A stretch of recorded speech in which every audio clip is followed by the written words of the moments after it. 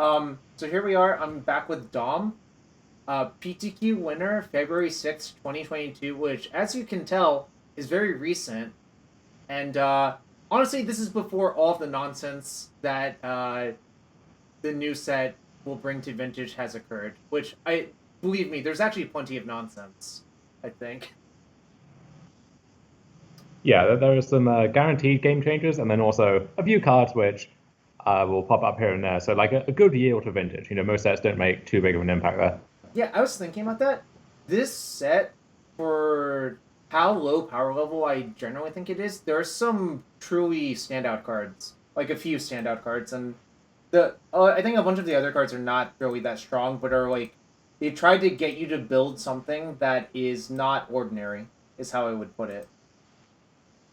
Yeah, I think the best summary I've heard is that the power level is quite flat, where Yeah. you don't have any cards which are like overtly ridiculously broken. And then you have a bunch which are pretty interesting, but you have to think about the right context to put them in, which I think is the goal you should be aiming for a set by and large. I guess on the other extreme, I'm trying to think of a good example here, but maybe something like Kaldheim, where you have this top shelf of maybe a dozen cards which are just far and away the best cards in the set and maybe the best cards in the small formats they go in. Um, Hmm. but then it's not a very deep set beyond that. Oh yeah. Or I mean, the maybe another opposite end of the spectrum is like Burrow and Veldrain, in a very different way, which like basically the top 20 cards in that set would have been like the top card in a lot of sets. I still find it adorable that there was that point just after the release of Throne where there were going to be three Mythic Championships back to back to back with the same standard format. But because there were two rounds of bans that were forced in between, they actually, all three of those tournaments look very different just because, one of them had Field of the Dead and then the rest certainly didn't. And then the next one had Oko and the last one certainly didn't. And then the last one was actually like a relatively normal, sane standard format for like 2 months. And then Uro got released, and everything was kind of a shit show from that. But But there we yeah, go. speaking of broken sets, this deck contains four Urza Saga, which is a notoriously broken set. I mean, I think I'm kind of tired of the Urza Saga joke by this point, but you know, it still continues its reign of terror in multiple formats. They seem to have this love these days for these top-down joke designs, where they find like some wordplay or some gimmick, and the whole card is constructed just from the ground up around that. Well, actually, knowing the person who designed that card, they are very into that. A friend of mine, they used to judge in Virginia, and then they worked at Ali WotC. Medwin, right? Yeah, and now they work at Blizzard, I Yeah. believe. But that was one of her pet cards from this set. Um, I mean, unfortunately for her, or maybe fortunately for her, the card is hideously broken in most formats. I don't know if she considers that a win or a loss, or maybe she's kind of neutral on it because, you know, if you're not actually competitive, it's kind of easy to just look at a card and be like, yeah, I worked on that. It's cool, you know? Well, I think in the context of a modern Horizon set, it's a little easier for a card to be Sure. broken and for that to be the whole point. And then if you Hmm. look at the formats it's going in, like yeah, if you dump that thing into standard or pioneer, I think that would be a mistake, maybe even historic. But modern is kind of towing the line a little bit. But for legacy and vintage, I mean, there's so much other heinous nonsense going on in those formats, and the whole ecosystem relies on the various types of nonsense just all keeping each other in this delicate balance. And I think for the most part, Saga's a good addition to all of that. Yeah, I saw some people discussing like the restriction of Saga, and like that's a hard sell to me in a format that you literally could like hate that card out completely if you really wanted to. Like you could play more Wastelands, you could play more Strip Mines, you could even just like start Alpine Moon if you really wanted to. Like, and that's not even that unreasonable versus like half of the format or so, you know? Yeah, I mean, Justin Janari, I am actually Mm. level one, who probably the premier vintage content creator, at least in English at this point, is on record as saying, he doesn't like Saga, thinks it's overrated, doesn't want to put it in his decks because it does come with some real deck building costs and some vulnerabilities where, like, yeah, you get your Saga and something else force bigger, and your hand relied on that, then your whole house of cards can just fall apart on the spot. So I don't know. I think it's a Mm. good card to have in vintage, and just the whole set of assumptions get made about the format. Where like, if you were looking at the format from scratch, yeah, Bazaar of Baghdad would have been restricted 15 years ago. Finish's Mhm. Workshop, a decade ago. Yep. And so the idea that well, those are acceptable because they're pillars of the format, but Urza Saga because it's a new card. But like if Urza Saga was in Antiquities or whatever, it would be just fine. But the fact that it's it was released last year is it pushes it across the line. Yeah. I mean, I think you know my feelings on the card. I would, if I were to play Vintage, I would also play a Tinker Saga deck. I kind of think that's just in my wheelhouse, and I kind of enjoy just Tinker for Citadel is kind of nonsensical in a lot of ways, so kind of a good thing. But maybe Boseiju shakes up the format a bunch. I don't know what's going to happen. I'll let someone else smarter figure that out before the next time I have to play Vintage, personally. I think Besage was really good, and you're going to see a lot of decks play at least a first copy. I Yep. think the goal of the Ren and Six Beseju deck, I think you can. That's a goal that's worth chasing, and you can build a deck around that. But then you can't get too ambitious with your mana base because I assume this deck, you want to have the broken blue cards, and then you want to have Strip Mine and 3 to 4 wastelands. And so at this point, this is a lot of lands you're putting in your deck, and you need to still have a bunch of blue sources and just be able to cast your spells consistently. And I think it's hard to get the right balance there on day one. But yeah, it would not shock me if Rug with 4 Renaissance, some number of Besejus is actually one of the best decks by default at this point. I think this is the format more so than literally any other where Beseju is at its best. Where against the Yep. Bazaar decks, you blow up Bazaar, they don't have a basic to fetch. You could already kind of do that with stuff like Assassin's Trophy, but Mm-hmm. crucially, Beseju, you can go landmarks channel Beseju, Yeah. and that uh, okay, my cat is just going berserk. That allows you to, if you get to do that play pattern 1 turn earlier, that's all the difference that you need against the Bazaar deck a lot of the time. Yep. Against shops, it blows up any of their lands, including Workshop itself, Urza Saga, any of their lock pieces without being taxed by Sphere or Trinisphere. Yep. They can't even Phyrexian Revoker it. Like that's the funniest part to me is that yeah, Yep. as a Because it's land, on a it can't get land. Revoker. I was thinking It's like about the that. go-to answer there. I was thinking that Revoker saying non-land on it is actually a huge deal there, and obviously the reason it actually has non-land on it is so you can't just like Revoker Island and then your opponents can tap their islands for mana or whatever. Because that's just like hideously unfun. Right. Pithing Needle still works, obviously, but I think we might see a rise of Pithing Needle stock because of that. Yeah, and then beyond that, against the various Tinker decks, all of the stock Tinker targets, like Sphinx of the Sealwind, gets so much worse I now agree. because Yeah. people probably should have had some Sphinx answers in their deck the whole time, but this means they get to do that by accident now. They don't even have to work for it. Right. And then again, Citadel, this is a protected answer to Citadel. You can see my list here actually had the Blightstone Colossus in the main deck. It's not so Yep. good against that one, but then these decks tend to have a bunch of like Okos, or if you're in Rug, then you can have Dark Fade or whatever if you want to. Yep. So yeah, so I think Ren 6 plus Besager is, and then also like I've been playing Oath for a long time. Oath really does not want to see Besager, and the fact that no deck can really kill enchantments that easily was one of the main incentives to play that deck in the past. Mm-hmm. And then a bunch of other collateral damage, Underworld Breach, for example, or just any card in that space. And so I think that a deck being good against Besager is actually going to be a point in its favor. So the kind of second order effect of this might be a deck like Doomsday gets a lot better, right? Because you just get to sidestep this fight entirely. Or Yep. so I think it's really going to have a big impact on the format. And yeah, kind of excited to see what happens there.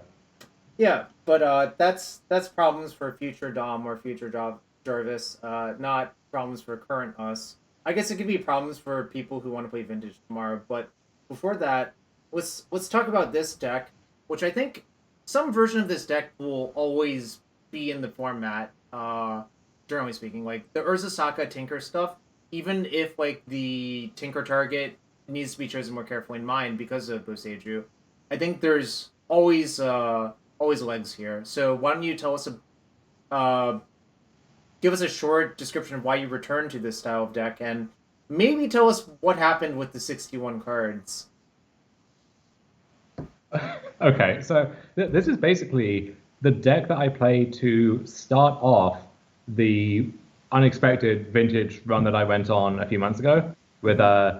the top hitting the challenge and then showcase and then the next level of the showcase and so on. Hmm. Just this Esper Tinker shell, basically. And the very first list there had this really strong whole breacher focus. So not just the four whole breachers I think back then, but Time to Assert, and also Days Undoing, a card which was just phenomenally terrible in every single match I played. But sunk cost at that point, didn't realize until we'd started there. And so it struck me looking at where the format had been recently. So as of last week, the week before, there was a big resurgence of shops, specifically aggro shops, like Ravager and the cheap creatures, Nil Assist, so on and so forth. And then bizarre strategies in general were picking up, and Hogak had taken down the challenge a week before, was really catching fire in the prelims, despite influencers like Slasher saying the deck is the worst choice possible and it's unplayable and so on and so forth. Right. That deck was doing well, and so it struck me it might be time to come back to the Hull Breacher stuff because the Hull Breacher is so good against Bizarre, and specifically that version of Bizarre, where against Dredge there's this weird kind of tension where if they can Dredge, and the Hull Breacher restriction often doesn't really do Right. anything. But against the soft Bizarre deck, so like Squee or Hogak, you can actually disable their ability to sift through cards with Hull Breacher on the board, and the Time Twister thing is quite hard for specifically Hogak to interact with. And then this is yet another 1-2 punch you can build into the deck to get some kind of fast combo against them, which is really what you want. You don't want to be trying to sit back in any kind of slow reactive plan there. You really just want to put your foot on the pedal and go for something, whether it's that, Vault Key, Tinker, what have you. So I kind of wanted to work the whole Breacher stuff back into the deck. And then with all of that in mind, it seemed like the white cards, we've seen Grixis Tinker do pretty well, like Grixis whole Breacher. It seemed the white cards might be what you would want instead, because Swords to Plowshares, very good against, I mean, opposing whole Breachers, first of all, but against like shops and the various Bizarre decks. And once again, Hogak in particular, where sorting of Vengevine, sorting Hogak, Collect Roof, Deathbite Shaman, just so many good targets there. Just having a part of Swords of Plowshares means you can actually interact with them profitably. And then Monastery Mentor, I've played versions of this deck where Mentor was just the one white card off like a single Tundra or something, because Mentor is just so incredible in this deck. And so being able to just free roll that one sounded pretty appealing to me as well. So wanted to come back to the white cards and then just the rest of the deck sort itself out from there. The trouble is, the whole Breacher stuff, once again, proved to be completely superfluous. I resolved Time Twister a single time in the tournament without a whole Breacher in play, just had to like reload, spin the wheel, and hope that my new 7 was better than theirs, which it was, but I think any good payoff spell at that point would have done the same job. And then whole Breacher, it can be quite difficult to weigh up what effect it's actually having on the game, especially in Blue Mirrors, where Yep. they're not casting their draw effects into a whole Breacher, and so you don't really get to see, unless you have a probe or something, exactly how many cards it's stranding in their hand or how it's changing their plays. And the whole thing of, can I trap their Ancestral or their Brainstorm or something with a whole Breacher, it's a nice pipe dream, but I found that it just so rarely comes up in practice. And if you are leaving open 3 mana in a deck like this, sometimes you have Saga, and so it's kind of masked because you would be doing that anyway. But often that just reeks of Hull Breacher, that play pattern, and they can find a way to play around that. So the Hull Breacher stuff in general was a little underwhelming for me, and the Hull Breacher Time Twister stuff in particular was underwhelming. And so if you wanted to slim this deck down, get it below 61 cards, for example, that might be the first place I would go. I think the first Hull Breacher actually is still fine. It can be a nice future target, nice card to just have in the deck to expand your range of plays. But cut the Time Twister, cut 1, maybe 2 Hull Breachers, add Preordain or something, and you're good to go. Okay. So a few questions in that vein, I suppose. Ponder's restricted. I assume you know that, but I've heard you go on record that you think Preordain is sometimes better, if not often better.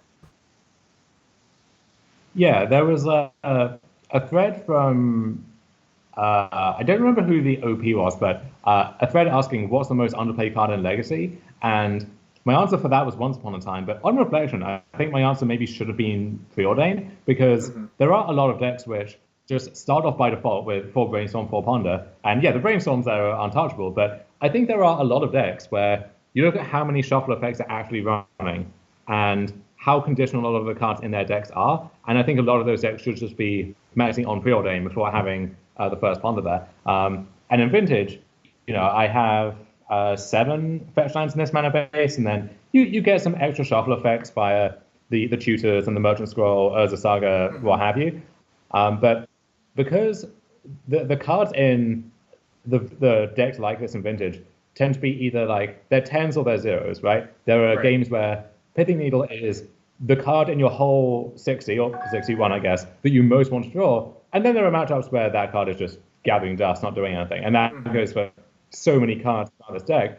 And so what you don't want to do is you cast Ponder without a shuffle effect. You see a card that you do want, and two cards that you, or one or two cards that you certainly don't want, and then you have to like pay that price. You have to slog through those bad cards as a price for getting the good card. I'd rather just get the good card and then sift the rest of the way and go on from there. There's also the fact that in this deck I have two Divining Tops. Some of us even have three. Abe Corrigan was a big proponent of that, and so I already have this card selection effect, which is highly dependent on having these reshuffle effects, and so I don't want to exacerbate that problem any further if I don't have to, especially as the role of these cards is to be glue. It's to tie the room together. Hmm. And so I don't want those effects to have their own inconsistencies built into them. Yeah, makes sense to me. Someone was asking about the two tops. I should note that top is actually pretty integral to this deck, especially if you resolve Tinker. Because top plus Citadel is just Yawgmoth's Bargain slash, whatever you really want it to be. And it's kind of just a good card.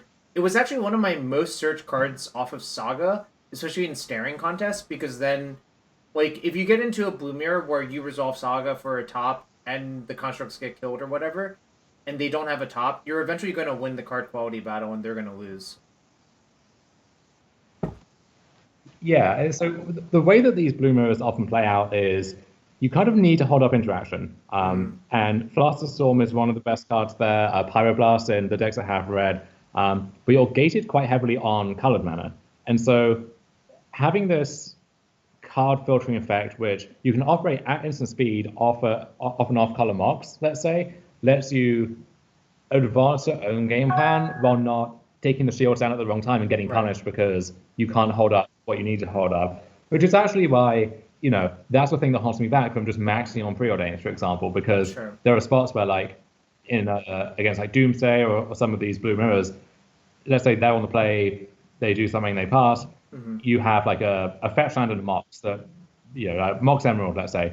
Are you going to cast Preordain and take the plus the Storm Shield down, knowing that you could just get immediately punished for that?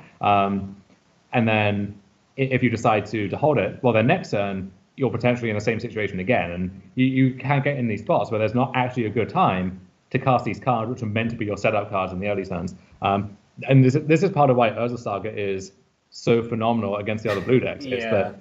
It's this threat they can't counter or interact with in any way, really, but then also operates off your surplus colorless mana at instant speed while letting you hold up your blue cards and so on. So in the previous replays that we've done for these events, we've seen a lot of games where like I Yep. had a saga that was uncontested, they had a saga, and like that was it. Like that's all the game revolved around. Yeah.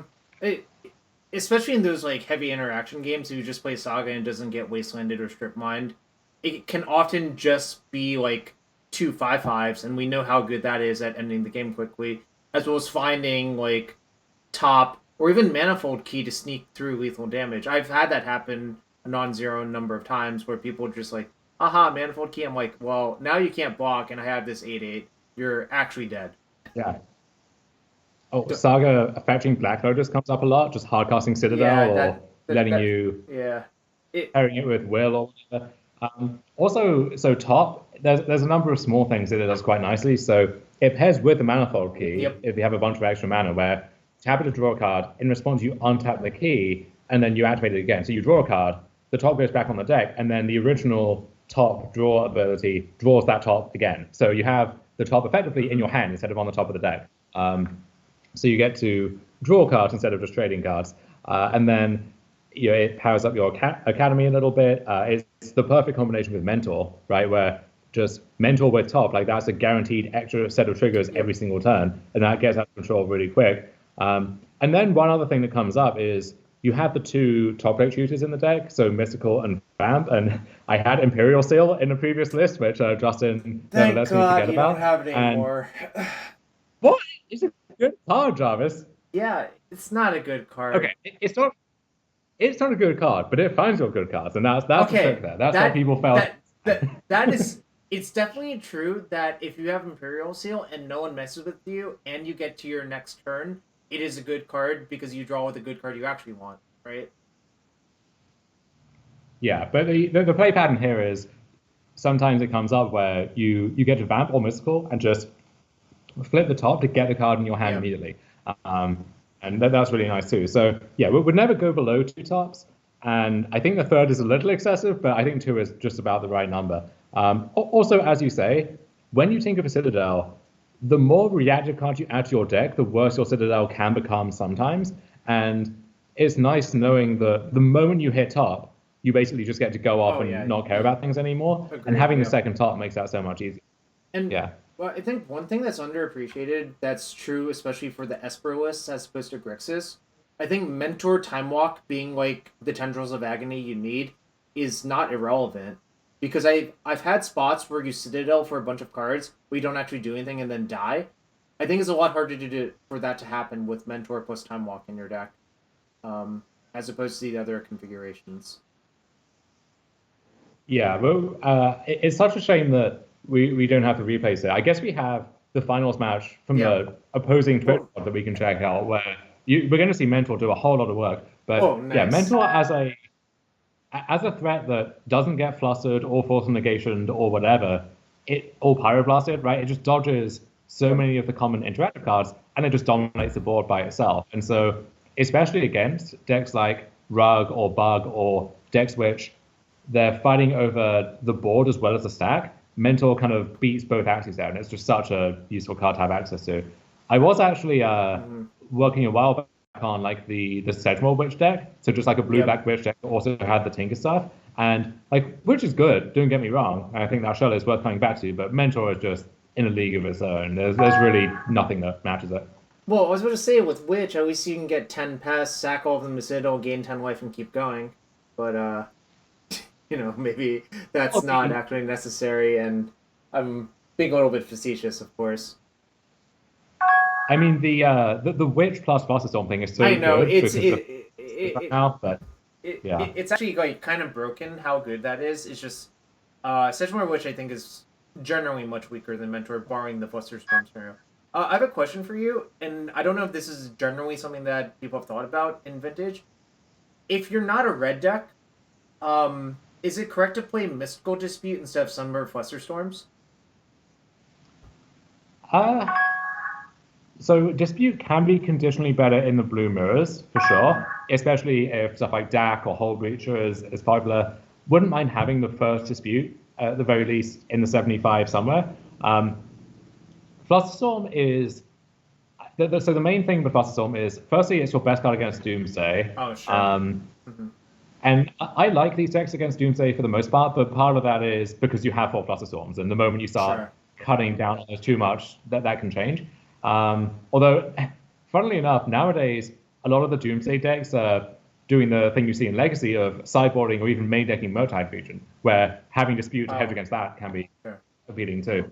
But Fluster also is crucial against the Bizarre decks, where like Force of Vigor, protecting your Saga or your Vault or whatever from that is very good. And then against Squee or Dredge, they have a bunch of Force of Wills, Force Negation, stuff like that. You just need to win those counterfights, and Dispute is going to do that too in those spots, but Fluster also hedging against Force of Vigor is worth it there. Yeah. So I think, I mean, well, we've seen the song and dance of this main deck a lot of times. It's pretty clear what the game plan is, I think. Tell me a little bit about some of the more unusual sideboard choices. I think cards that stand out to me as being sort of unusual in the sideboard are Lavinia. You don't see that one too often, and Hydroblast. So the Hydroblast is a holdover from this point where like the Ragavan Dark Fade decks were more popular. So thinking about the time of Eternal Weekend where like Grixis Tinker with a bunch of red cards was a pretty Sure. common strategy, or we had a Vivros in the chat who won one of the Eternal Weekends with the Underworld Breach deck, right?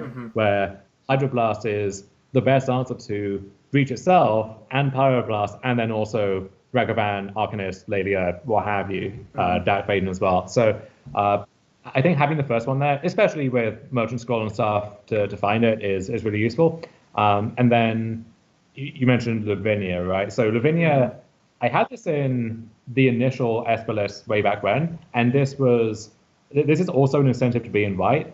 Less so in recent months, but I think it's actually circling around again to the point where it's another card which very good against other blue decks, and especially PO, which has been pretty popular recently. They have so many zeros and then so many free cards that this often just disables their draw by themselves.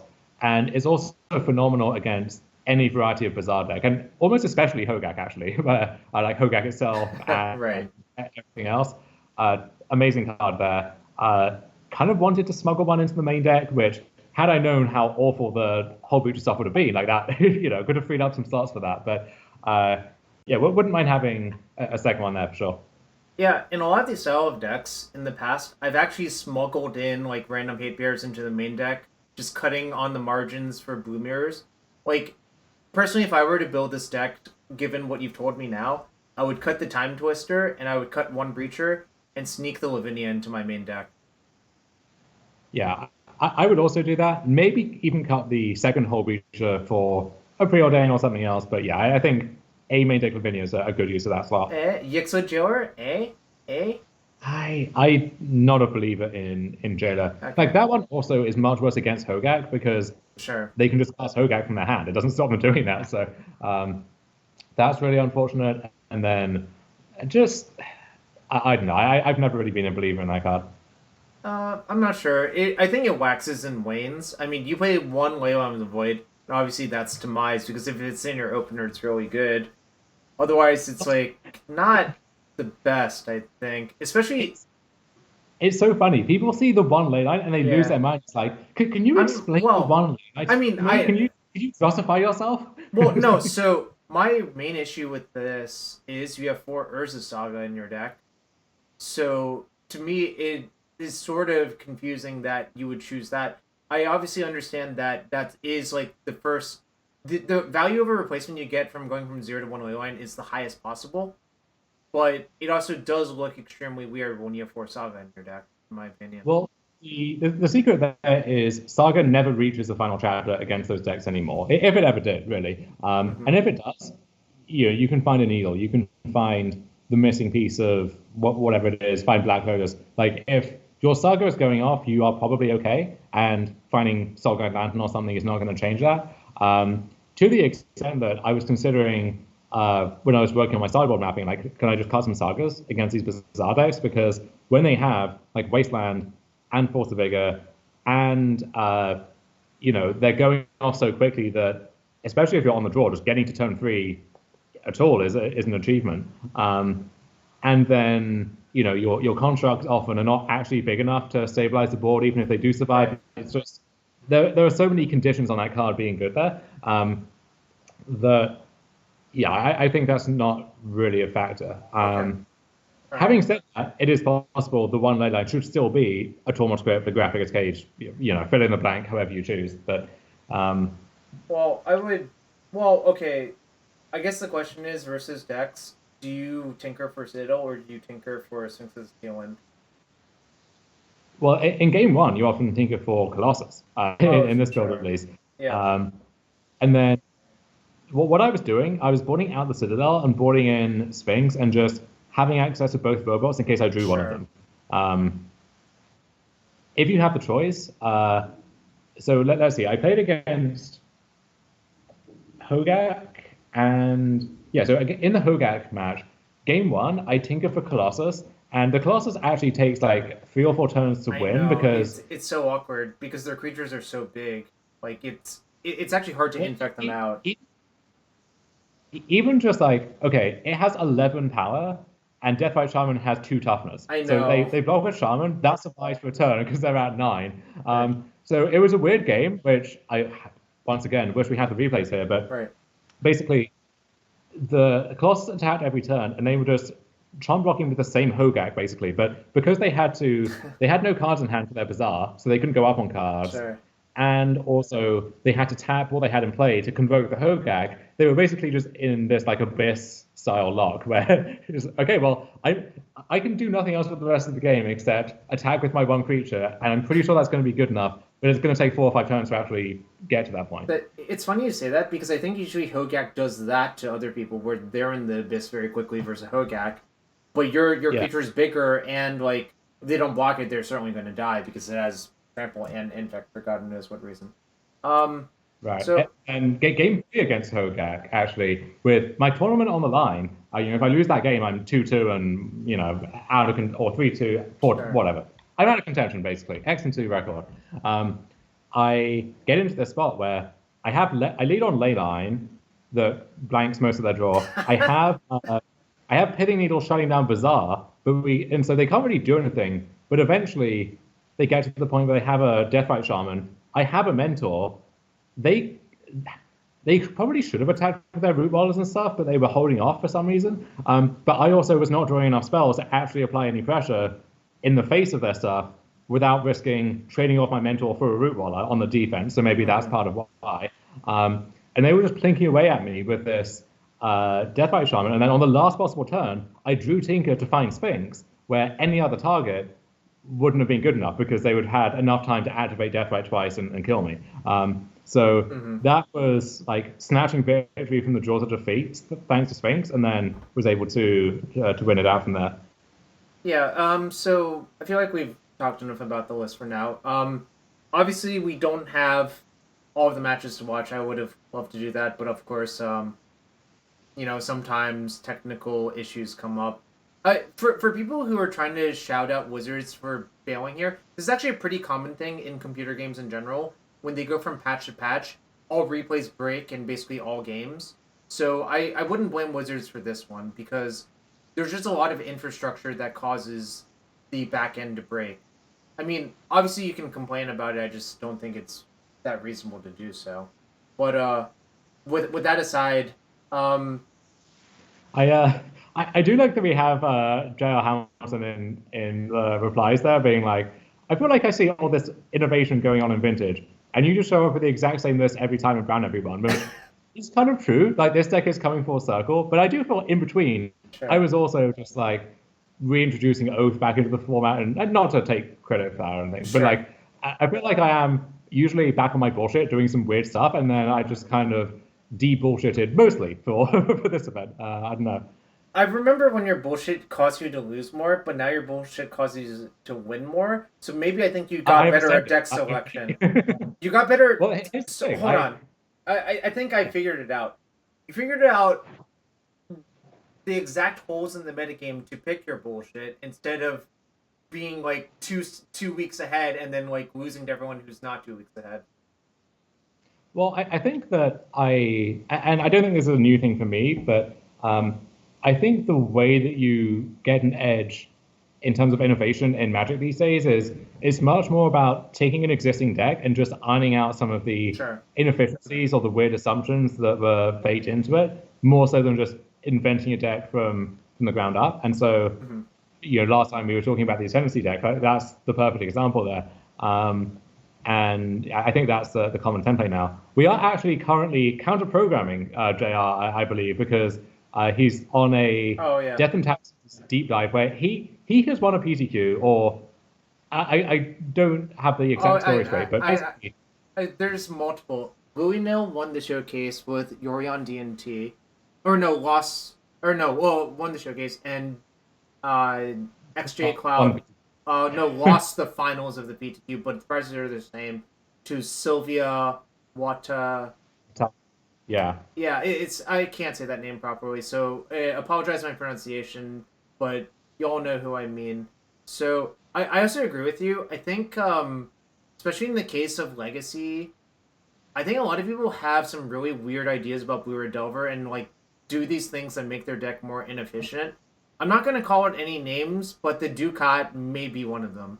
Where you just like I don't understand what he's doing to his deck, so I'm never gonna do that, and I'm just gonna build the deck I want to play it, and it generally works pretty well for me. I I think actually generally speaking, there's even another layer to that. It's not just ironing out the kinks; it's ironing out the kinks for you because if you want to go on some like convoluted plan that you know you can't execute correctly, but other people can and it works for them, I think following that plan is just going to lead to a lot of trouble.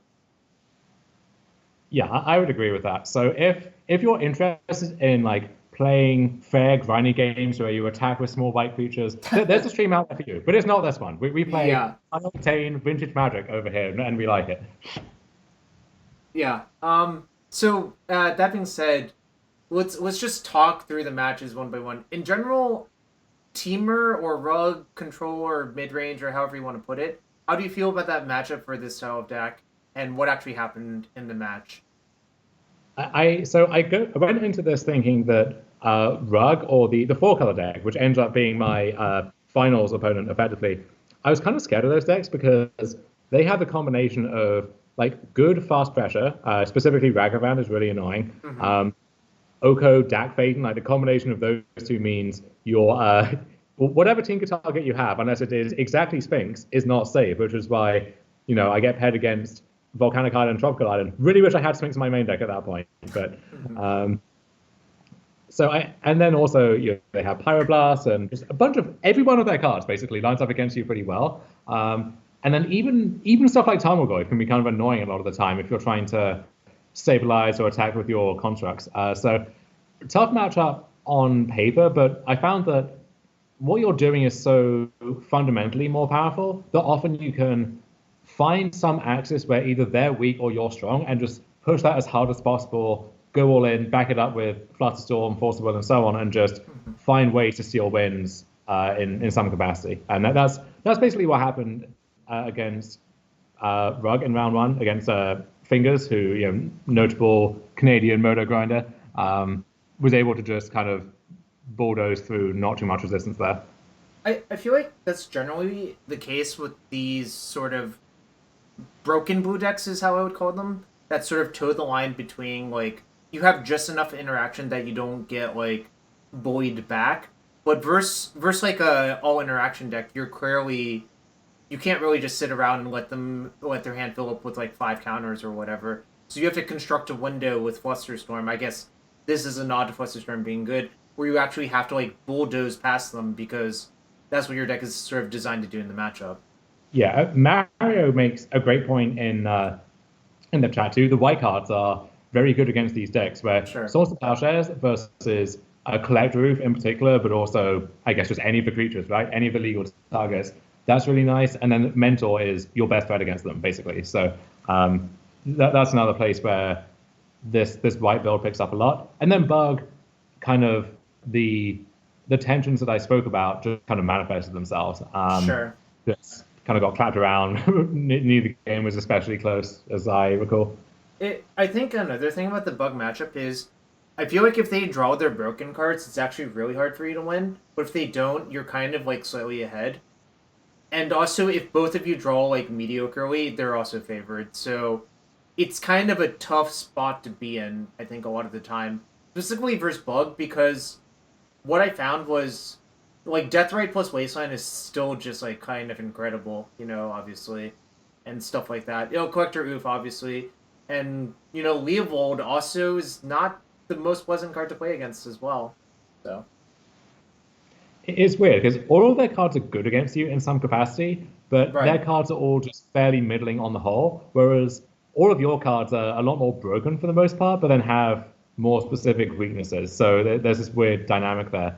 what Um, my actual issue with the Bug deck or the Sultai deck in the format is I think it's really clunky when it doesn't draw a broken start, and it causes it to lose a reasonable amount.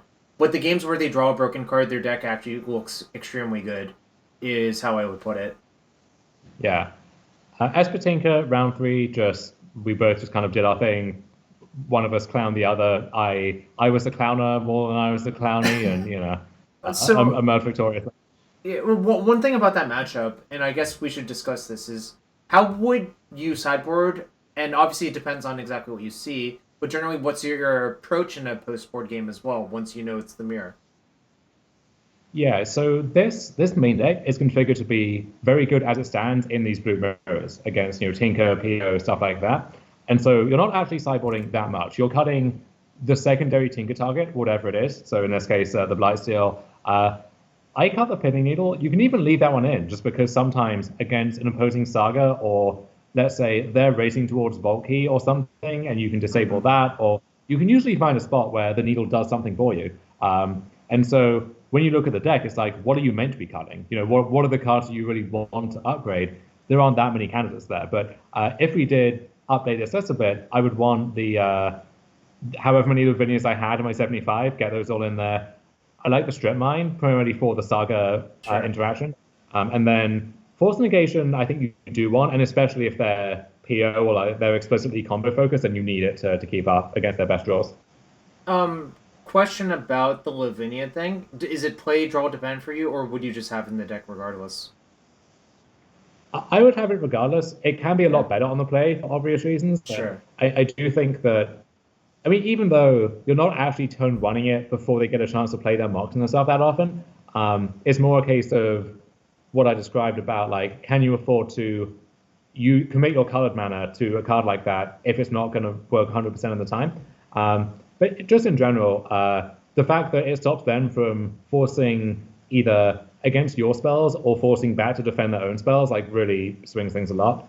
So yeah, just phenomenal card there. It also is technically a way to shut down Citadel, which is really funny because you do not spend any mana to cast spells off of Citadel. Right. So it's basically like it's not a Pithing Needle for Citadel, but it sort of like Grafdigger's Cage in that vein versus Citadel, but it's one-sided, so your own Citadel still operates. So a little bit to like there. I think also personally, it depends on the version of Tinker. In like the Esper Mirror, you wouldn't have Hydroblast, but I think often I would consider the Hydroblast versus the Grixis versions, especially if you expect them to have something like Alpine Moon, because that can be a game changer as well. Yeah, I haven't seen many moons, and I don't know how much you care about it in the average case, but definitely against Grixis, where Pyroblast by itself is probably enough, and they usually have some amount of like Ragavan, Lilia stuff going on, Dak Faden as well.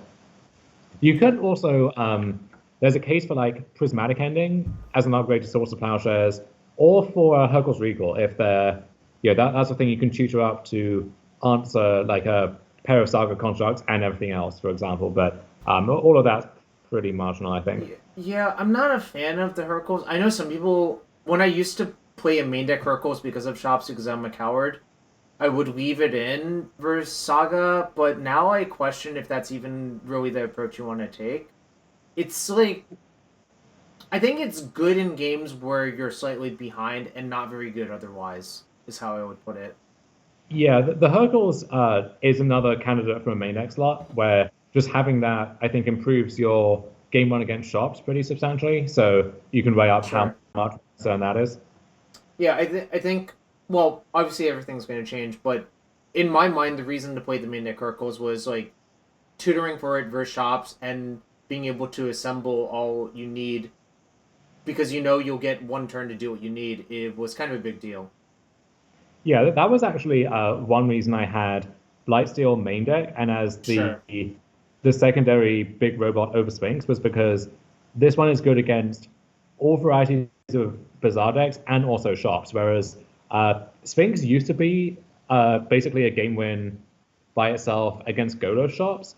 That changed a little bit when they added Stonecoil Serpent, but now against aggro shops, so often their Nettlecyst creature is just bigger than your Sphinx, for example. They can find ways to overpower it, whereas Blightsteel is always going to be the biggest thing and can then put them in the abyss. Yep, agree with all of that. So, a little bit to think about, and obviously, we'll see how the format shakes up in a few weeks. Obviously, I think things are going to shift pretty drastically, but you know, this is we live in a pre Kamigawa world. That's how I would put it for now. Um, Doomsday, I feel like that's a matchup that I really want to watch, generally speaking, because it's like kind of it's never really the games never really play out the same unless if you obviously get nut drawn, you know? Yeah, and they feel so stressful. They feel like I vintage in the agree. sense that both sides can do some stupidly broken things and also can interfere with the other side's broken things. And if you ever kind of misalign where you are in that dynamic, you just can just lose on the spot. So it's very, you really have to be dialed in. I remember actually that very first challenge that we went over, where I just kind of signed up because I have spare QPs or whatever. I got paired against Doomsday in the first round of that and felt so hopelessly out of my depth. It's like, oh my god, I don't know what I'm meant to be doing here. This match was against Theo Jung, who another good grinder who I actually beat in an online PTQ finals about a month into COVID. And so this is like a fun little rematch there. He said that he threw game three. This would have been a fantastic match to watch. Like all three games, I remember being Yeah. interesting there. Game three in particular, what happened was I think he multis six. I probe him early. I think it was like Force of Will, Opposition Agent, uh, another counter spell, and then just some lands. And so my hand is like pretty reactive. So I play a Saga and working towards developing that. Basically, I'm going to have him in check because I can find time vault pretty easily. And then all I need him to do is not draw a way to ramp into agent in this one turn window. And so if it's like Lotus or a Mox or something, then that's kind of telegraphed. I know that that's down the line. If it's Dark Ritual, he can spring that upon me at any time. And so when my Saga third chapter goes in the stack, there's this like pregnant pause, and I'm like, oh my god, I know what's about to happen here. Sure enough, he has the Dark Ritual for the agent, and then I think that I thought that had just lost me the game on the spot. But this is where the first time, because I have another Saga that's set to go off too. The first time he finds Black Lotus, and then the next time he takes Divining Top, and then he said after the match, if he'd done that the other way around, that probably would have given him a way to find the tools he needed Yeah. to win before my constructs just did him in. But this is why Saga is so good against Doomsday, where even despite my third chapter kind of going rogue and working in his favor instead, I had just made 2/5/5s and I had a forceful in hand, and that was enough to win the game in a few turns. Yeah, I think the issue is if Doomsday goes draw go versus you too long, Saga will eventually kill them. So they actually do have to take some action at some point instead of like normally when you play like combo control versus another combo control deck, you can just like try to maneuver with enough interaction to force your combo through. But Saga changes that dynamic where like they have another angle to just attack you for like whatever amount of damage. Right. This was another subplot to the whole Reacher stuff as well. How I got swindled there. Oh Yet sure, yeah. very phenomenal against Doomsday, but also there was a secret elves cabal spearheaded by Justin, who was like working on this combo elves deck, which actually was shockingly legit. And I was considering just because I didn't really care Well, too much about this tournament going in. I was thinking about just playing it myself and being along for the ride. No, none of them really did that well in the end, unfortunately. But I think that deck actually is pretty promising, and it's the kind of thing which uh, can fit some Vesages and is basically immune to Vesages at the same time. well, one thing about those style of decks that I know from experience in Legacy, they can almost never beat Hole Breacher for a few reasons, which is kind of funny. What actually happens is if they ever put Elvish Visionary on the stack or Glimpse of Nature on the stack and you Hole Breacher them, they can't really do anything meaningful. It's like very funny, Yes. and all of their creatures are like 1/1s, so you usually just get to eat a creature for free as well. It's kind of funny how insane Hole Breacher is versus elves, and I'm just gonna keep telling people to play that card in Legacy versus Elves and watch it be very good every time. Yeah. Jumping back to the Esper Tinker match, actually, the loss in game one was when I tinkered on the first turn of the game and still lost. Do you want to speculate as to how that happened? So you got Citadel. Incorrect. So here was the thing. I went into the tank really deep on this. I knew they were on Esper Tinker, Mm-hmm. and for some reason I was thinking, well, in theory, my Citadel could fail here. Whereas, because I didn't have a land drop left to spare, so if I see a land, I have to pass a turn right away. If I get Colossus, they are in check, and there's not really any way, unless they have a main deck Hercules or something and have it instantly right there, there's no way they can actually get around this. So I figured the guaranteed win next turn is more secure than the possibility of bricking with my Citadel. What happened was they untapped and cast a main deck balance that they also happened to draw and was in their hand, and is totally useless in the matchup otherwise, and Yeah. would have been terrible against my Citadel. But it was literally the perfect thing to deal Well, with my Colossus. so uh, to harp on that point for a second, I think this is something that used to happen a lot in lands mirrors, where you had the ability to make a turn on Wage, but you knew it was the mirror. So you're like, well, if I do it now, um, you're safe from Wasteland, so Caracas or Maze or them waging you back is something that could happen. But at the same time, if it's Maze, you can draw a Wasteland. So you get into that similar sort of weird subgame, right? Like, okay, Well, I mean, it's a little bit different lands because there's nothing else to tinker for, I guess, really, except for like opposing Wastelands or whatever. Where here you could have just gotten like an engine card that would normally just be good enough, right?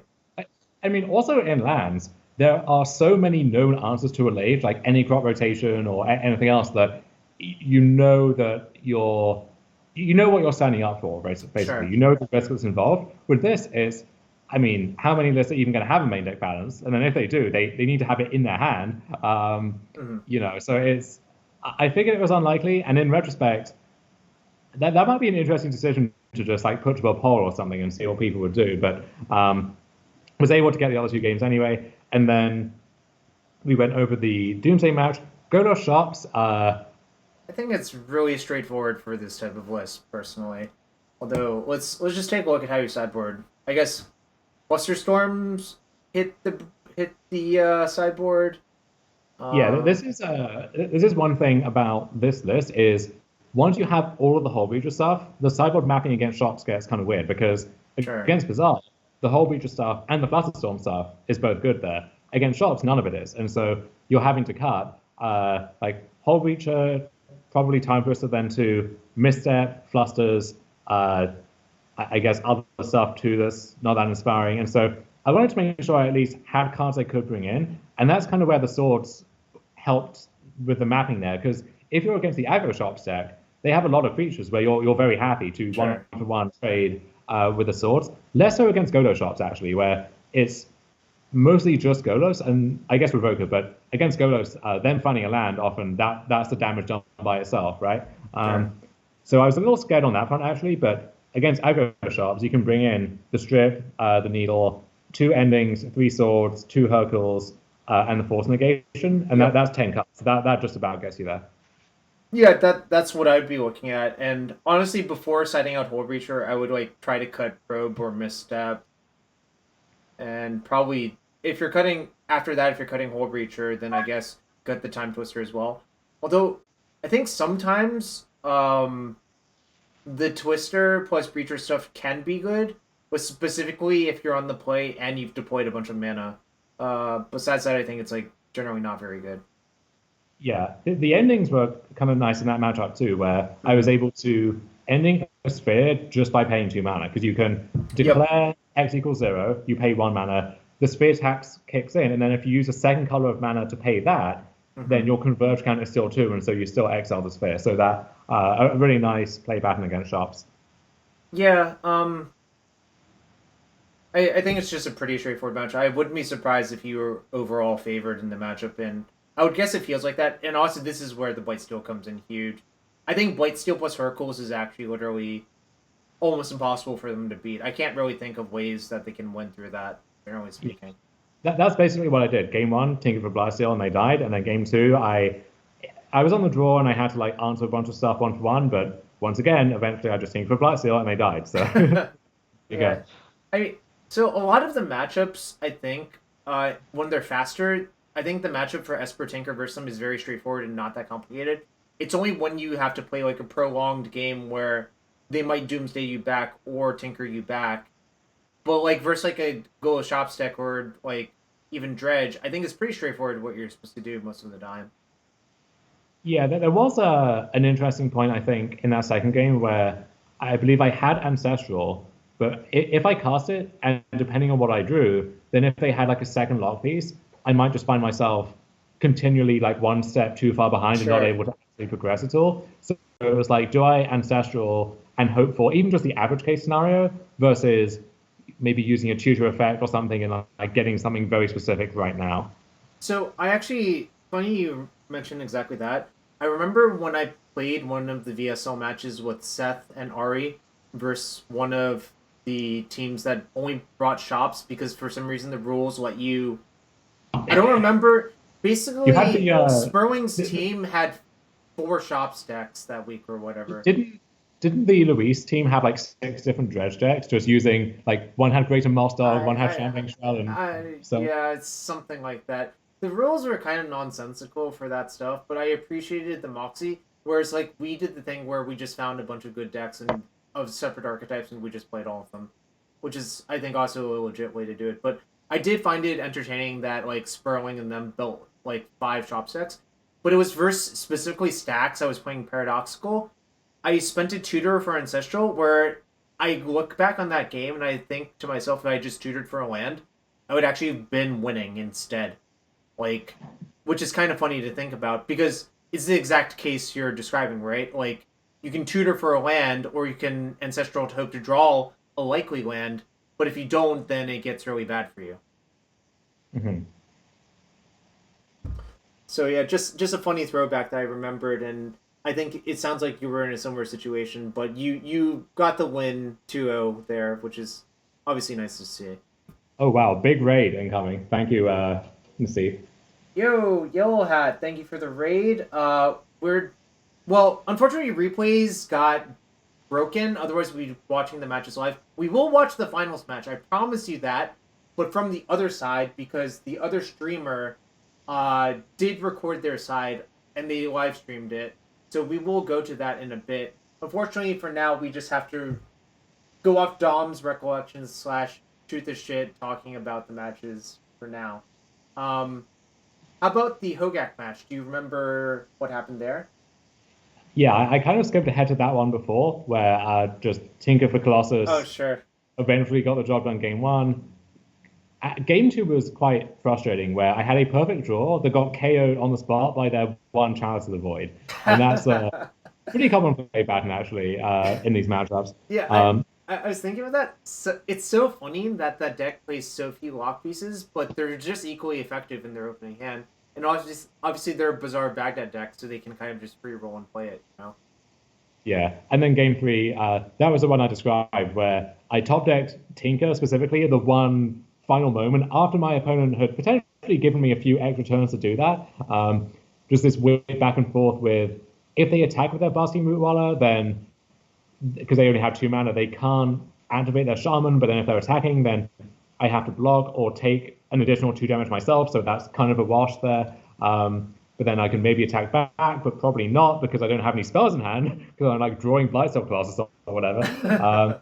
Yeah, so a very strange match. I thought that was going to end my tournament, but I got saved in the nick of time. And then in the home stretch here, 2 of these blue mirrors, which I felt pretty well Yep. set up in.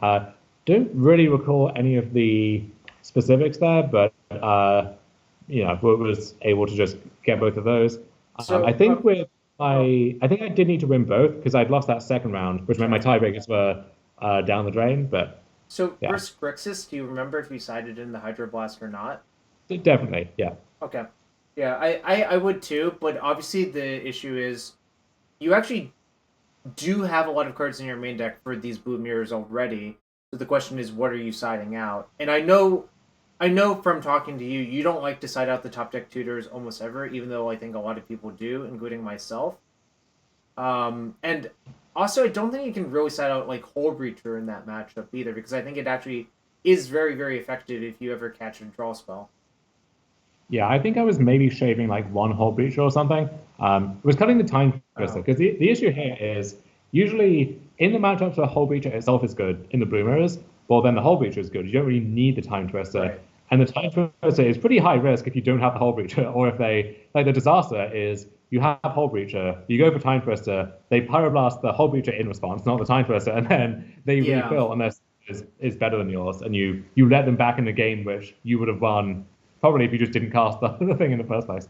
Yeah, I see this a lot with Hull Breacher plus Echo Vions in Legacy, where sometimes it's actually you shouldn't cast the next one because you're already ahead, and like you're low on cards, they're low on cards, but you're winning on board. So I think it's just correct to take no action and just wait until it gets bad for you. Then at least you have a reset button if you really want it, you know. All right. So paradoxical. Do you remember what colors it was? I think it was maybe just blue black. Well, you know what? We can probably. Do you remember your opponent's username? Yeah, it was a COFO 86. You Okay. always have a CO of some description. So it was actually Esper PO. Oh yeah, okay. So they have Mentor. They have the sideboard Karn the Great Creator, which is actually kind of a bomb in these matchups. They have a sideboard It's balance. pretty scary. Yeah, Well, Khan was actually the thing I was thinking about for those main deck slots. mhm, It's a good way to spend your excess mana. Good against shops, obviously. Good against most of the blue mirrors, and then also can be good against Bazaar if you find it quickly enough. mhm. It's kind of hit or miss there, but between all of that, like that's a pretty flexible card.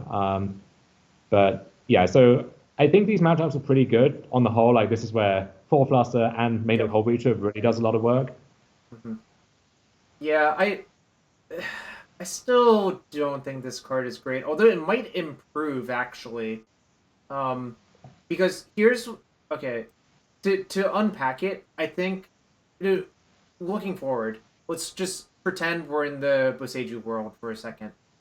If the theory is Tinker is a lot less safe now, what can you do with a big blue deck that has Urza Saga? And one of the things you can do that was maybe being held back a little bit is just play Paradoxical Outcome instead, you know?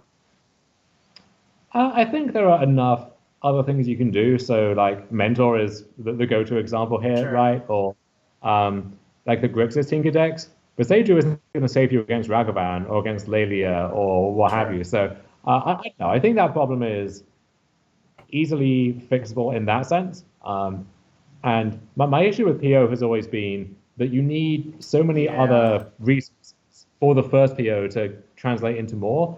Um, and so when I was looking at PO like for the showcase, my thinking was, all right, if I expect a lot of Bazaar, which I did for that tournament too, maybe PO is a good call there because it's going to be very good at racing. And then I saw Brian Cook just getting dumpstered by Dredge. And I was like, well, if it's not completing the assignment that I gave it in the first place, then if I don't like it elsewhere either, then what's the point there? So my inherent issue with Paradoxical Outcome, and I think other people might disagree with me in this regard, is it feels a lot like the issues that Scapeshift has in Modern, where you have like this 4 minute spell that presumably wins you the game, but it requires a lot of resources to get going. Because like PO by itself, if you don't have any artifacts, is actually a completely dead card. And even if you only have one or two, that's not a vintage power level card, I think. Like I mean maybe for two it's probably close. For three it definitely is, and you know, 4+ is just, you know, outrageous. But that My, my issue with it is it's a 4 mana blue instant that cares sure. about artifacts, cares about zeros and stuff. And so every conceivable card that is generally good against this type of big blue deck is specifically very good against the card here. So uh, I don't. I think it leans even harder into weaknesses that these decks tend to have already. Hull Breacher on top of that, right? You're a deck Sure. that needs to your PO draws cards, or no, it doesn't if if there's a Hull Breacher in place. So yeah, that's my main issue with it. Mhm. I almost think you could take a PO deck, cut the POs, cut the I guess like the mock or whatever, just Sure. add random 3 drops and 4 drops, and you probably have a more functional deck for the most part there. But anyway, so yeah, it went from 1-1 and looking dicey at various points to 7-1 in the top eight, so feeling pretty good. Wasn't too invested in the outcome here, really. Like if I took a quick quarterfinals loss, I wouldn't have felt too torn up about it. But figured, hey, win two more and get a second back-to-back invite sounds pretty good to Hmm. me. Yep. So we go to the quarterfinals where I actually have some bad intel going into this match because I saw that Slasher had played against my opponent in round 3, but I forgot what round it was when I was asking him. So I said, "Do you know what you played against in round 2?" Instantly got the answer back of shops and thought, "Okay, well, going to take that into account when weighing out these opening hands." Uh, so keep a hand which I would have kept anyway, but would have been better against sharps, and then opponent just leads on underground steel or whatever, wondering what's going on. But able to steal that one there. I think that might have been the game where I resolved the time twister, actually, just naked time twister, because Well, it's actually quite okay. difficult for Okay, then your Twitter yeah. lied. Your tweet lied. You said resolve time twister 0 when the answer is clearly Yeah, 1. time twister combos 0, but Okay, sure, but that's not the same statement.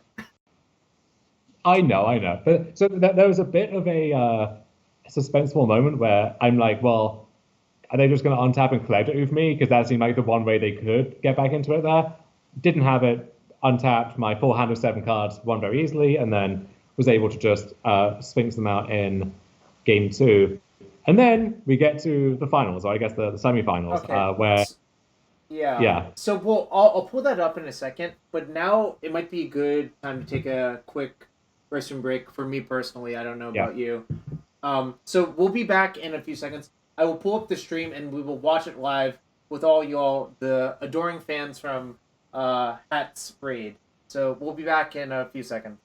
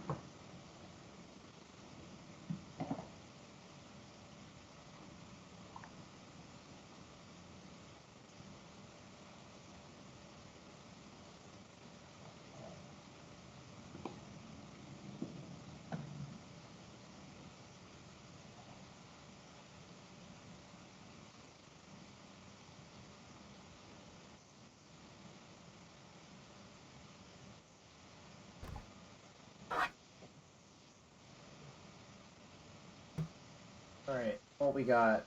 You back? I'm back. I never left Jarvis. I was here the whole time. Nice. That's very British of you. I mean, I did go and cuddle the cat briefly, but, you know.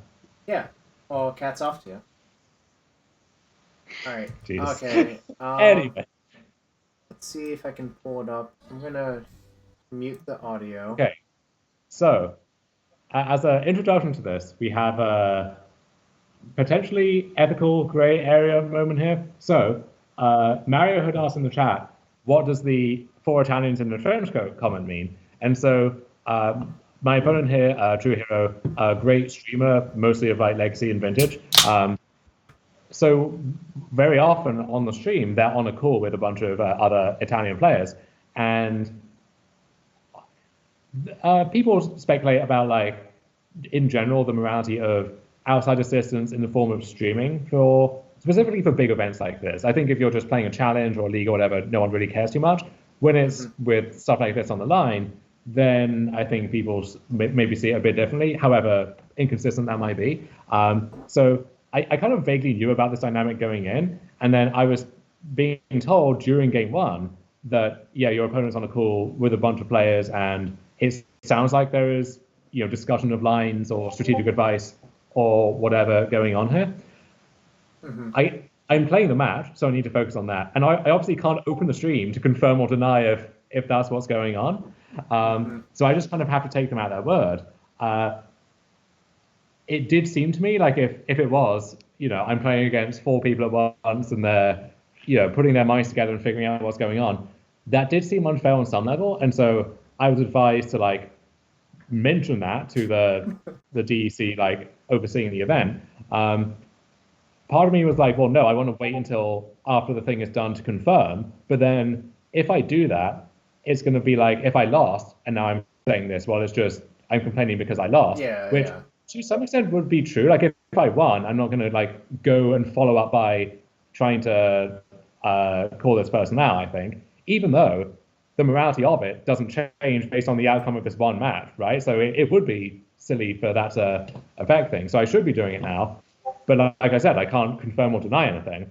Well, one funny thing is they scrolled through your deck list, and it said Oath of Druids, and there was just 3 Amulet Titan in a row, and I'm just like, Tom, I thought we got past that part. I thought we absolved you of the Amulet Titan sickness. What happened? You remember the last review we did where I won the PTQ with Ascendancy? Earlier that day, this was coming off a 3-3 result, top 32 in the Vintage Challenge, mediocre finish with PO or something. And then I was able to rebound from that, win the PTQ. This happened yet again here. I go 4-3 in the challenge in exactly 30 seconds, so got some nice chassis there to get my money back. And then after kind of detilting from that, just rattle off 9 wins to win another invite. So you have these side-by-side finishes on the same day in Goldfish of 29th in the challenge, win the PTQ. 32nd in the challenge, win the PTQ. But in any case, so I was able to, after the match, go back and watch the VOD, and it seemed like they were just shooting the shit, one other person there, really nothing that I had to worry about. But at the time, I didn't know that, so luckily nothing to really investigate much further. But yeah, I think there's an ongoing discussion about streaming and that kind of assistance, because there's always this thing of, well, if you have Twitch chat helping you, then surely that's gonna assist you. And then do we have to open that can of worms? Do we really have to? Well, the response, of course, there is, have you ever seen a Twitch chat before? Which is a perfectly valid response. Yeah. The one thing I'll say about that is I think there actually are times where Twitch chat is helpful when they point out something obvious that you've completely missed, because that happens all the time. And then there are a lot of times where you just read 20 responses and none of the responses are remotely reasonable. So it actually does cut both ways. So I think on the whole it's just a wash. What the issue I have is, well, I'll just say one quick thing. I don't stream big events because I get too distracted and then it causes me to lose and I get really frustrated. Yeah. Goblin Lucky One asks, question for Dom, why do you play so many long vintage events when you don't like vintage very much? The answer is I want to quit, but I keep winning, and I need to feed my family. My cat has very expensive tastes, and what do you want me to do? You got to put your nose to the grindstone and grind out those chassis. But so as far as I can tell, everything here above board. And playing for an invite here. Well, so I guess just in that case, do you wish you could reword the tweet slightly? Obviously, the cat's been well off the bag. Yes. In retrospect, I mean, don't want to. Okay.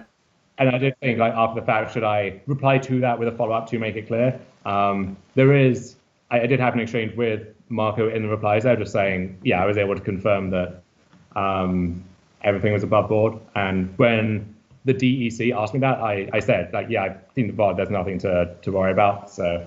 Sure. Good, luckily, and we have this is the 4-color deck, which I don't know who quite initiated this, but I know Yuta Takahashi a while back. Yeah. This was a phase where only Yuta could win with this deck, just like the full color Deathrite Ragavan Planeswalker pile. But I think in recent weeks it's actually picked up a decent amount, and Bilsiv, like another common Moto grinder, top 8 this BTQ with the same deck. So pretty solid hand from the opponent. Just if they think you're Oath because of your last result, this hand's pretty good. It's just generally good versus everything, I would say, this hand. Obviously, we can't see your hand, unfortunately. So that is probably not something you want to let resolve when your hand looks like that.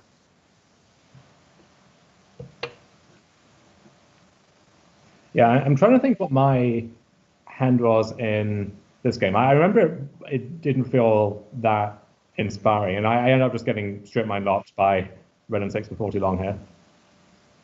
Oh, that is one of the issues with specifically Esper, I think. It's really easy to get bulldozed by Ren and 6 plus a, land destruction card. But, there's not much you can do about it because once you put Saga into your deck, you actually can do nothing about it because it's impossible to play enough basic, essentially. Also, Ragavan by itself probably is just going to do me in. Oh, and sure, yeah. It's Vintage. You understand that this format is just about high-rodding each other. At the same time, there's a very unique aspect to how Ragavan does that, where like your own Time Warp gets flipped or your own Ancestral or something, and it's so demoralizing, right? I've actually had a discussion about that type of card with Alan Wu and other people in one of the old defunct PT testing chats, where they said it feels really bad because it's just a psychological thing, I guess, is the best way of putting it. Yeah, I think it's on a pushed version of that effect, it feels especially bad, but Yeah. I don't think anyone complained about like Gonti, for example, right? Which is this expensive one-shot version of that effect, and it feels fun. Like there is a mystery to what's going on. Whereas like Ragavan or Thief of Sanity, when it was in standard, it did feel a little like, it was just turn after turn. It was a lot to slug through. Well, I think specifically Thief being recurring was an issue that people did complain about. I don't remember I see. Time Walk. That's what you said, Yeah. Time Walk, huh? I see. Yeah, that wasn't a coincidence. I see. You knew what was good. So my question for you, do you actually consider blocking? I did consider blocking. My issue was I felt my hand at that point, I think, was so weak that I kind of needed the whole Breacher to be blanking cards in his hand, or to be able to like chain this into a Time Twister, do something else. I just didn't have anything else going on. And so okay, I was gonna say if you block this turn, if you block this turn but you didn't block last turn, I think that just is like completely nonsensical. But yeah, yes. now you're in the shitter, obviously. Yeah, now it's just game over. Yeah, I mean you're actually, I mean you've only played out one piece of fast mana. It's really hard for you to have more in your hand. I wouldn't be surprised if you just right click concede here, but I guess you want to see more of their deck to make sure you know what's going on before you do anything. I mean, Hullbreacher is not the worst at attacking Ren and 6. It's just probably not going to be good enough, especially if you have no blue source here. But even if you have a blue source, it has to be a fetch land, otherwise you just get stripped again. And yeah, and once I cast a blue spell, that land just gets stripped, and so all of my lands are effectively Lotus Petals at this point, right? So the contents of my hand, I have Mana Crypt, Hullbreacher, fetch land, or I think it was just a C maybe. Sure. And so I'm thinking like, do I just play out the second Hullbreacher, but then I can't get rid of my own Mana Crypt? So yeah, there we go. I end up deciding I have to just try and attack down this Ren, and then maybe, I mean, I'm not going to win either way, I think, but. There's a very good use for this Ancestral Recall. And I'll give you a hint, it's certainly not casting it. Yeah, pretty rare to see Ancestral get pitched to Force Spell unless you're truly desperate, or unless you're so far ahead that. Oh, yeah. Yeah. I think it's the very far ahead moment. Yeah.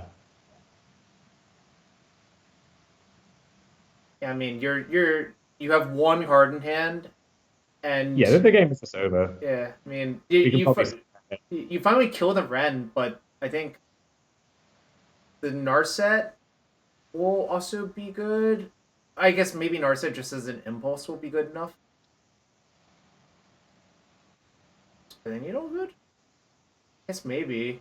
Guess you could like needle Urza Saga to prevent like a yeah. Like May as well. this Yeah. makes complete sense, obviously. But yeah, you're pretty dead, and I mean, there's a reason Ren 6 is banned in Legacy. It's literally this play pattern. I feel like that, and it was like the okay. Should we go And on? so now, Oh, okay, now I sorry. feel like I have to block because going Yeah. down to 5 means I'm even closer to dying to Mana Crypt.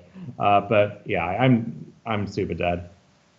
Should we talk about how the reason Ren 6 got banned was probably because of the Rug Delver shell? Or And should we you were part of just the problem, Jarvis. yeah, I am Talking part of the weeks. problem. Oh Yeah, no, so I tried to get it. I tried to accelerate the ban on Ren 6, right? Like, so I'm actually not part of the problem.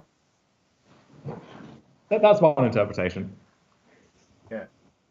The interpretation of this game is you should leave now. Like, I think now you probably like. Wow, you're really a sucker for punishment, aren't you? I think I do concede, don't I? It doesn't look like it yet. I guess you can see what you draw here, but being at 4 is a very critical cutoff.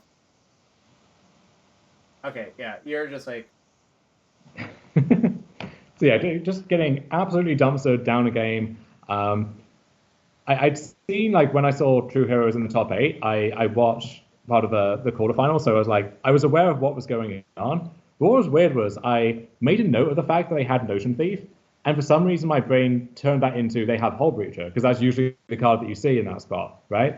And I think there was a spot in one of these games where I'm like tanking over whether to play around Hull Breacher, which is the card that I know is not in their deck, but I just blanked on it for some reason. But looking at this, it's almost like a bounty of riches where they have so many good cards against me that they can't possibly fit all of them in. So, for example, I knew they have Force Bigger, pretty good card against my Urza Saga Time Vault deck, but I wasn't sure if those would come in. I assumed they did, and so when I watched the VOD afterwards, I saw that they didn't.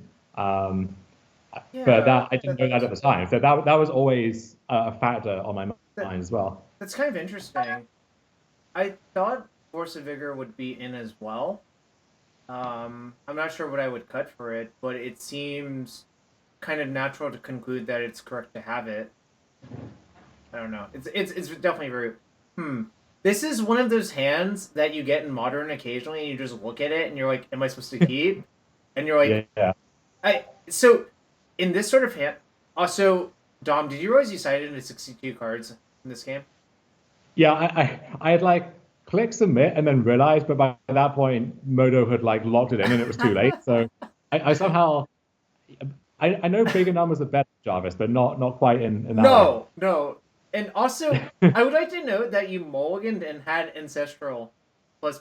Actually, Island is a lot safer than a dual land right there. Oh, they didn't force my ancestral, right? They didn't. I guess that makes some amount of sense. Is I think Ragavan gets a lot worse on the draw, where sometimes it can just be blanked by Saga. Um, I think this hand might still be a keep anyway, but like that exchange of I misset the Ragavan, which I have to do, that actually works out pretty well when you have two Ragavans left over in your hand. But yeah, I'm able to just pull ahead pretty Wow, quick here. you just have all cylinders are firing this game as opposed to last game where you were actually just dead by like turn 2. Yeah, so actually the first game and this game are just not really competitive at all. It's the third game that's really, really strange. No, this game looks like you're going to win in a landslide, personally. Can't cast Brainstorm into that Narset, unfortunately. I mean, I guess you could, it just would not be a good idea. Force of Loss would... So I guess True here is asking if you had Force in hand on turn 1. But I'm not sure that changes any of your strategic decisions from your side, True Hero. Yeah, I don't think I did. Like, basically, I don't think that's a good question to ask. I don't think it's relevant, is how I would actually put it. I mean, I think he was just curious. I agree that it doesn't really change the decision there at all, but yeah, this game is in the books. I do go down to 61 again for game 3, I will note. So I really wish you could go down to 60 for your own sake, but that's a completely different story. Ooh, Fluster is a really smart thing to obviously get, but honestly, you were so far ahead this game that I think you could have like probably just done whatever you wanted and it didn't win. Yeah, I have a known Tinker, so just forcing that through here. Yeah, I mean you're getting Lotus here, right? And casting a Tinker. I guess you attack first, but it kind of doesn't really matter. Like I think attacking so ancillary to what actually happens in this game by this point. Yeah, I'm actually a little reluctant to. Wait, you tinkered the top away? Yeah, I mean, I think that like it's not going to matter, and I could conceivably need the mana or something, but it's whatever. I don't think they actually have an answer to Sphinx in the 75, right? Looking at it now. It's Hurkyl's Recall, not Brazen Warlord. Yeah. But okay. I mean, one thing to say is Hurkyl's is not even that bad versus you because you have Urza Saga in your deck as well. Yeah, so I wasn't sure. I couldn't remember if there was like a specific Sphinx answer, but I kind of almost didn't want to show them the Sphinx if I was that far ahead, just so they wouldn't feel the need to hedge against that. Honestly, they probably would assume I had Sphinx anyway because it's pretty stock for like an Esper list, but that was the only real thing to think about by the end of that game. So, well, was Hurkyl's in game 2? I don't think so. Yeah, actually. So I think showing them might have actually changed the outcome of how they sideboarded, actually. Which is interesting to think about. That's the exact thing you were noticing. So I think maybe if you didn't want to do that, you could have gotten Citadel and won pretty easily. It just would require a bunch of clicking, right? Well, I don't actually keep Citadel in my deck, I think, because I know I'm always going for Sphinx, and they have like Oko, Dap, Trophy, maybe Force of Vigor, which I'd seen, didn't know if it was in, but it's just so hard for Citadel to actually be uncontested. So yeah, this is the game. Like this was a very fitting game to end the tournament on, and I assumed I was behind at basically every point. This was weird though. Okay, so I have Vamp in my hand, and I have like a bunch of other stuff going on. I have Saga, Mentor, Fluster, Ruby, and Vamp. That's 5, and then I think the other 2 cards might have just been lands or something. So I'm thinking, if we pause here for a second, I'm thinking, and I tank on this, and then I tank pretty extensively on my turn, so we might have to skip a bit through that. What I'm thinking is, okay, am I just going to shove on this Mentor, and how likely is that to work? And if I shove on it, what's the best way to do that? Or am I meant to hedge in some way? Like, do I try and set up Tinker, but then, like, in the face of stuff like Pyroblast or Fluster or something, it's pretty bad? Is there some other route I can take? But I didn't think there was, especially when like I bought out the Vault Key combo here against these decks because it's so bad in the face of stuff like Force of Vigor and DAC and so on.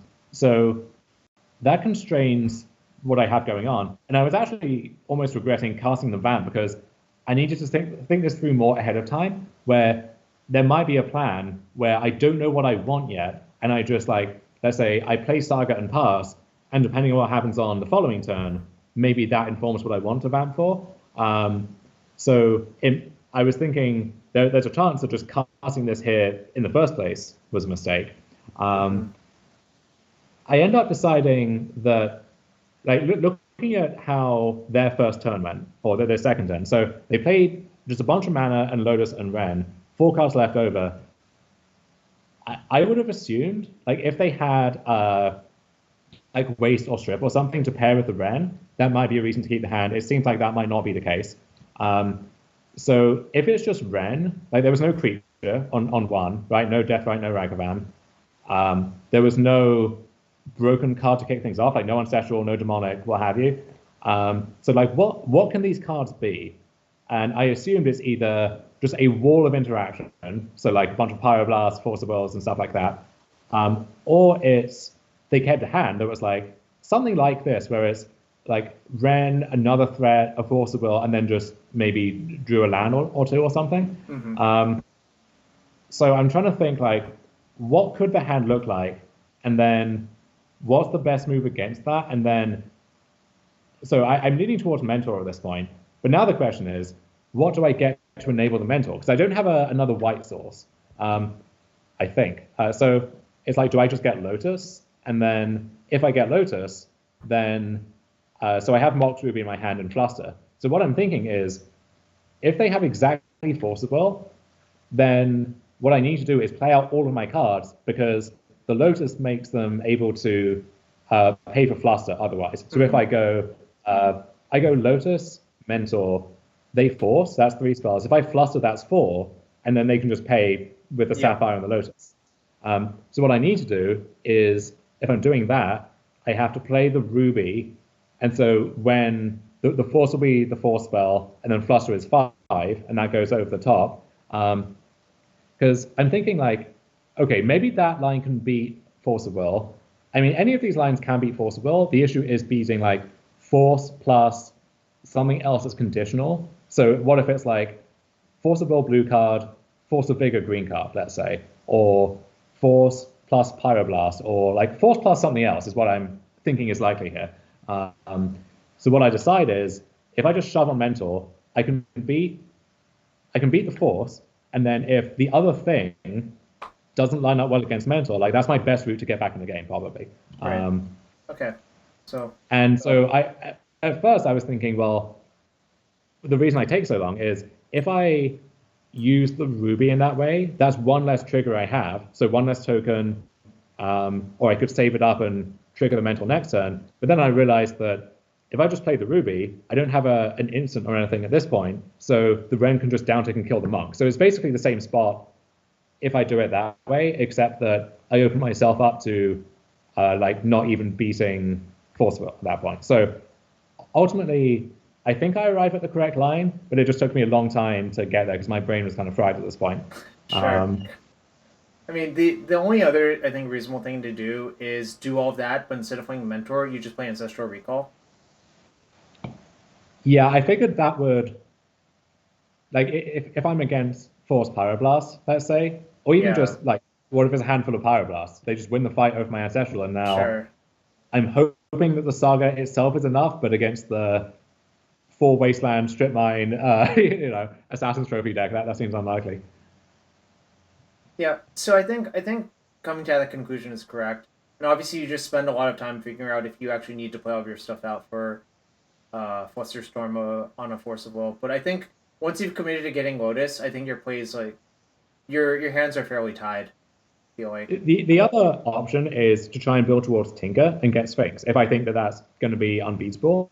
But that's just like it's so far away. For one thing, it's going to be in a turn cycle after this, and then even that is not going to be.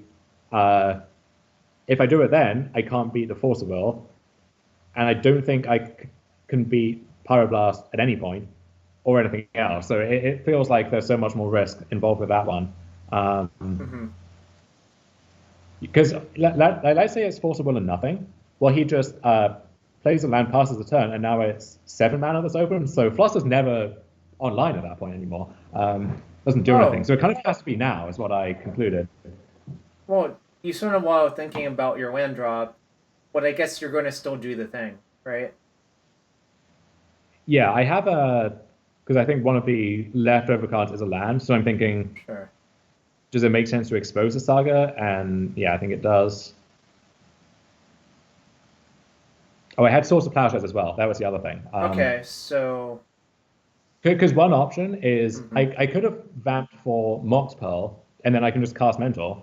But then I can't hold up Fluster, and so that would give me a permanent white source for the Source of Plowshares, but leave me exposed to the Force, which seemed pretty face up to me. So I think I just have to do this. And at this point, like if they had a creature, they had ample opportunities to cast it. So it seems like they don't.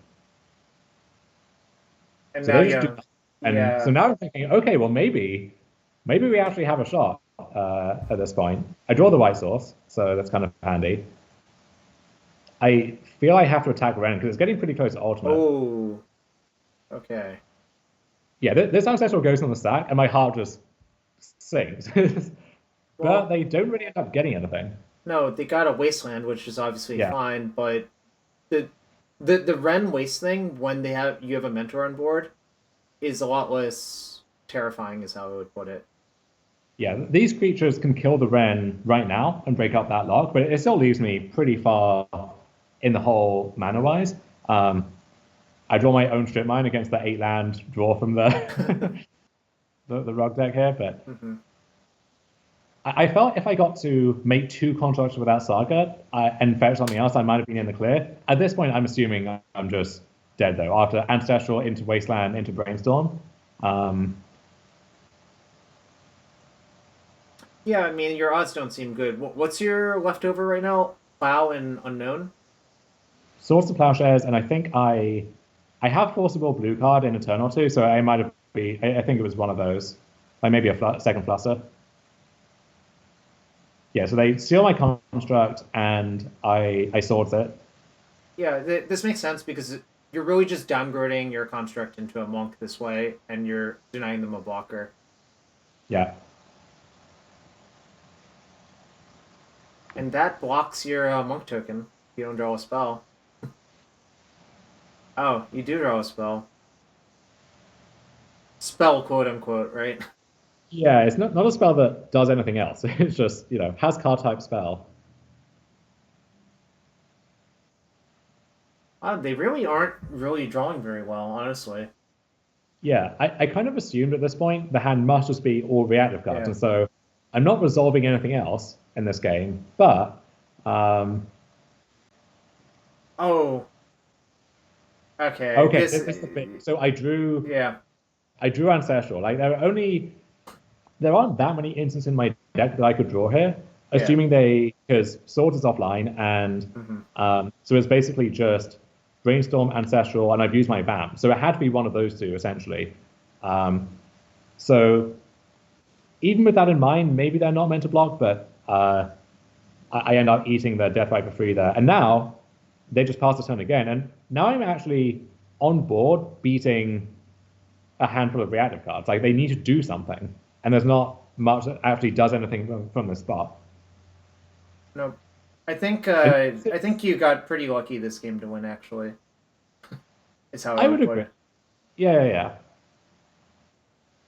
Okay, But it's like, well, so it, yeah, this that is the thing. It's like, yeah, Ancestral was the Ancestral whiff, but also the Ancestral was one of their better draws, right? So if they just draw one of the 3 dead cards instead, like, is that more or less unlucky, right? It's tough sure. to indicate that. Um, and I think this is one of the issues with these decks is that you don't really have a good catch-up mechanism when you're behind. Yeah, So I was going to say the what card if series that of draws beats this position here? well, I was about to say what you need is something that doesn't exist in these decks, which is like a sweeper. Or splashers. And sometimes you can win. I guess they can loot into Time Walk Land or Time Walk. No, it would have to be Time Walk Lotus, right? But then I like just think it had to be like Oko Time Walk because then yeah. maybe you can gain some life or whatever. But yeah, So I assume you didn't play out the finals, although like I know XJ oh, did. I did, and I got demolished. My deck didn't function. Was playing the pseudo mirror. It was the Grixis version, and I just got absolutely annihilated. But so didn't get Sure. the final clout cherry on top there. But I was happy with what I got out of it. I assume when you get second or first in these tournaments, you're happy enough because it is super not a qualifier. The difference for those of you who are asking is a super qualifier qualifies first and second, whereas a regular qualifier only qualifies first. Why the difference? No one actually knows. Yeah, and the entry requirements, where like one of them requires QPs and the other one is more open. Yeah. I don't know what the theory is behind that, but the last one, like I did actually win the whole thing, and that was a 1 star. And this time around, I get second, and it's a super. So I lined those up pretty nicely. Because if you do it the other way around, it's like a slight feel bad, whereas here you don't feel bad whatsoever. You're like, yeah, I got what I wanted. I don't really care about anything else, right? All right. So yeah, that's your deck. I mean, I wish we could have watched more matches, but hopefully next time. We'll give you like 1.5 months. I demand another win in 1.5 months, Dom. I demand it. I'll see what I can do. Yeah. Yeah, I mean, I believe you will be trying at some point, maybe in a showcase, not in a qualifier necessarily. So there's still a bunch of those. I will probably be trying in a qualifier or a Mox qualifier myself as well. At some Well, the point. other thing too from this is I think this actually puts me in a decent leaderboard position again because winning two Sure. PTQs like that's a pretty nice chunk of points. So I'm actually incentivized to play. There are two PTQs this weekend, which I don't need the invites, but hey, more But points would be useful. So I yeah. get back in there. And also, if you do poorly in them, you don't have to feel that bad because you're only playing for the points as well. So, like, I kind of think you're actually in a good position for both of those, but also, like, you're in a good place where you won't have, like, how I burnout is the word I'm looking for. Like, you burn out because you're upset because you don't get the results you want or whatever, you know? Yeah, I'm basically viewing this as if it happens, great, but I'm not gonna get invested in that process because it's such a long marathon, basically. Yeah. And I've seen people who are in the mix I think towards the end of these seasons, and it's so swingy. Like I was actually that vintage run I mentioned, I had so I had the two showcase things, and then I had top eighted a Pioneer PTQ, and that somehow was enough points like get me in a spot where if I top eighted a one of the MH2 sealed things, and I would have a shot, and it was like, okay, I'm not getting at all emotionally tied up in this. Like if it happens, fine. If it doesn't, whatever. You know. All right. So maybe let's see how much time we've been only. It's been 1.5 hours. Okay, let's do a few things. Let's talk about some Neon Dynasty cards first. I guess we've already talked about where we sort of expect Vintage to go, so I think we've covered that.